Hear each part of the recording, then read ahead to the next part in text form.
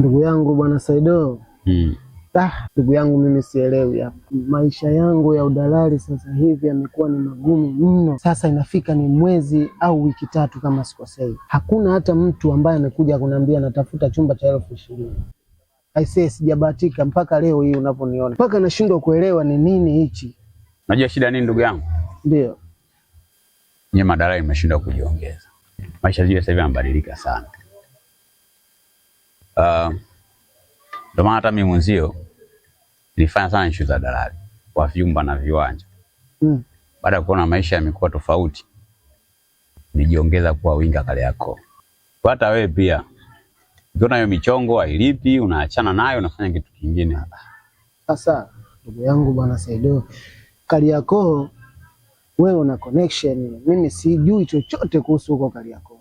Na hata ukinipeleka Kariakoo yenyewe unaweza kanipoteza. Mimi unavyoniona hapa kuhusu Kariakoo sina uelewa wowote na sijui hata niingie wapi nitoke wapi. Na hata ukiniacha hapa unanipoteza. Najua. Hata mimi pia Kariakoo nilikuwa sipajui kama ambavyo wewe unajua. Ila ni issue nini kujiongeza. Na yote baada ya maisha kuwa magumu. Sema kuna jambo moja ndugu yangu. Ndio. Mimi kuna mtu alinipigia simu.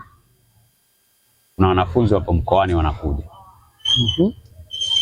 Wanahitaji hostel wanafunzi wa chuo wanahitaji hostel au kwa lugha nyingine wanahitaji nyumba ya peke yao wapange. Sasa wanafunzi kama wanafunzi. Ndio. Dili kitiki. Nitapa namba zako za simu. Wakupigie uongee nao. Ya kuzingatia. Dili likiwa poa usinisahau. Kwa sababu nyinyi madalali mara nyingi sana mnajisahau. So mchongo tena umetokea ndugu yako nitafuti. Siku nyingine sitaweza kukupa dili hilo. Ni kweli ndugu yangu, sema mimi Saido wewe ni ndugu yangu wa muda mrefu.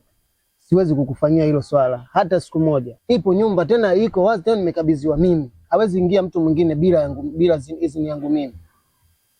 Yaani kama wanakuja wanafunzi pale ni kitendo cha kwenda kuwakabidhisha na kutoa pesa basi. Sasa sikiliza.